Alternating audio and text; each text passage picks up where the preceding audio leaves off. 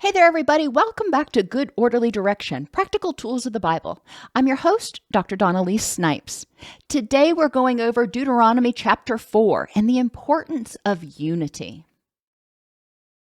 Now, Israel, hear the decrees and laws I'm about to teach you. Follow them so that you may live and may go in and take possession of the land the Lord your God of your ancestors is giving you.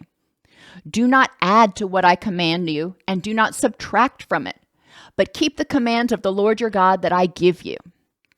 This is important. Back then, and we've talked about this in other videos, there wasn't automation. There weren't cities. There weren't grocery stores. People were very, very interdependent. And the Israelites, even though it was a very big group of people, were interdependent upon one another. And we know the old saying, a house divided cannot stand. What was important at this time was that people follow the rules and people do what they had been commanded in order to stay safe and keep moving forward.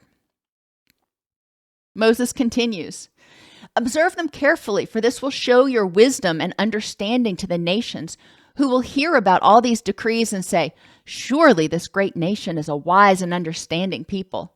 What other nation is so great as to have their gods near them the way the Lord our God is near us whenever we pray to him?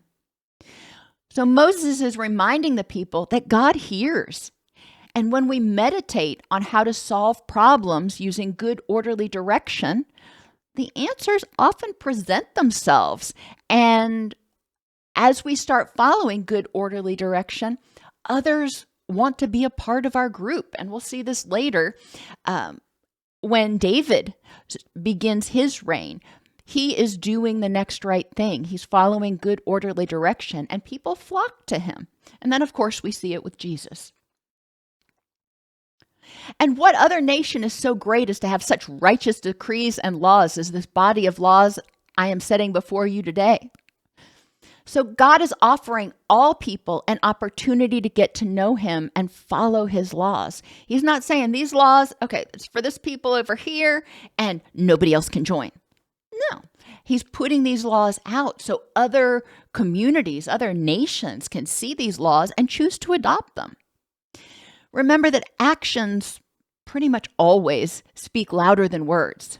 The other cultures were able to see all of the benefits of following good orderly direction and had the ability to choose to follow it if they wanted to. Moses continues, only be careful and watch yourselves closely so that you do not forget the things your eyes have seen or let them fade from your heart as long as you live. Teach them to your children and their children after them. We see this in our own history. The further away people get from a lesson, the harder to remember the lesson itself or what was intended. At this point in Scripture, it seems like God is leading more with a stick instead of a carrot. And what I mean by that, there's an old saying that if you lead with a carrot, you dangle something in front of a rabbit or a horse to get them to run forward because they're trying to go towards the prize. Leading with the stick is leading by encouraging the horse to run faster by whipping it, by threatening punishment if it doesn't do what it's supposed to do. And a lot of what we've seen, the people have been blessed. The people are in a much better place than they were as slaves in Egypt, for certain.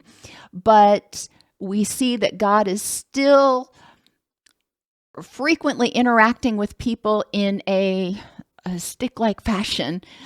He makes sure they have their needs met, but then when they misbehave, he punishes them. When he gives laws, he says, follow these or else. That's that stick I'm talking about.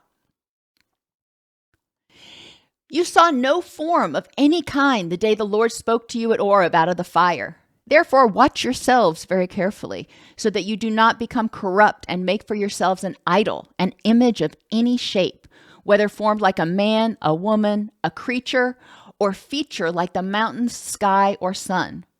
God has shared those with all nations under heaven. But as for you, the Lord took you and brought you out of the iron smelting furnace, out of Egypt, to be the people of his inheritance, as you now are. Be careful not to forget the covenant the Lord your God has made with you. Do not make for yourselves an idol in the form of anything the Lord your God has forbidden. For the Lord your God is a consuming fire and a jealous God. Again, we're leading with the stick, saying that I'm jealous and I'm a fire. That's kind of scary stuff that people would want to avoid, as opposed to New Testament, when Jesus is leading by example. He's getting people to do what they want or what he wants by showing them respect and showing them how making the right choice will be fruitful for them. And when people are following that carrot, they are more likely to continue to persevere. After you've had children and grandchildren and have lived in the land a long time, if you then become corrupt and make any kind of idol, doing evil in the eyes of the Lord your God and arousing his anger, you will quickly perish from the land that you are crossing the Jordan to possess. The Lord will scatter you among the peoples, and only a few of you will survive among the nations to which the Lord will drive you. There you will worship man-made gods of wood and stone, which cannot see or hear or eat or smell. Worshiping gods that are unable to do anything to watch over or protect or help you doesn't do a lot of good. If they cannot see or hear, remember, God sees and hears everything. These other gods, these pagan gods, couldn't see or hear, so they were of no use to really protect people. And he's emphasizing idolatry comes up in the Ten Commandments, and it comes up repeatedly throughout Scripture because we are so tempted by idols. We are so tempted to worship something that is not God. Any man can create a god which can be used to lead you astray. Moses continues, but if from there you seek the Lord your God, you will find him if you seek him with all your heart and all your soul. Again, the people can make a mistake. They can create some idols. There's going to be punishment. You got to atone for what you've done. But then if you start acting right, then God will welcome you back with open arms. For the Lord your God is a merciful God. He will not abandon or destroy you or forget the covenant with your ancestors by which he confirmed to them by oath. In recovery programs, we say, keep coming back. It works if you work it. When people are in recovery, it's important that they keep coming back to hear the message. They keep coming back to have that repeated to them until it becomes part of their psyche. It's important that they keep coming back so they don't forget where they've come from and how far they've come. And you need to follow good orderly direction in order to achieve recovery. So that's where it works if you work it. God doesn't want us just to say, yeah, this is what I'm thinking about. God wants us to actually do it. When we start acting right, other people start to trust us more. We are more united and can conquer those things that are causing distress. A whole is infinitely greater than its parts. Moses continues, acknowledge and take to heart this day that the Lord is God in heaven above and on earth below. There is no other. Keep his decrees and commands, which I am giving you today, so that it may go well with you and your children after you, and that you may live long in the land the Lord your God gives you for all time. Going back to that idolatry, what things do you idolize or worship? Last night was the Super Bowl.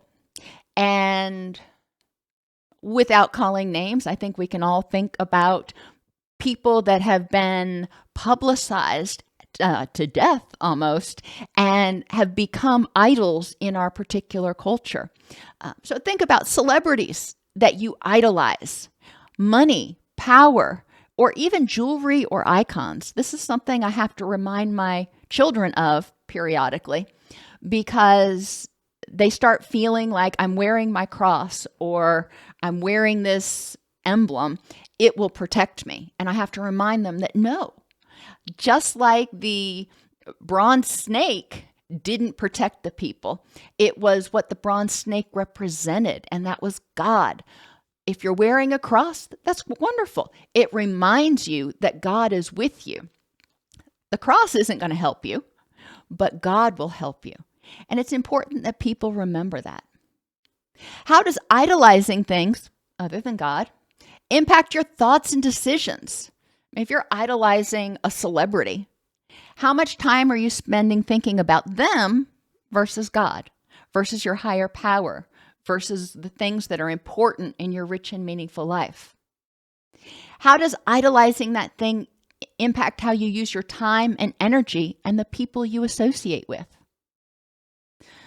If I'm spending my time worshiping a proverbial golden calf, then I am not using my energy to nurture the community. If I am obsessed with finding out, following, worshiping something other than my higher power, then that's where my energy is going. And we want our energy to go toward good, orderly direction. We all take pleasure in various things, though. But when we stop putting God and good, orderly direction first, we lose our way.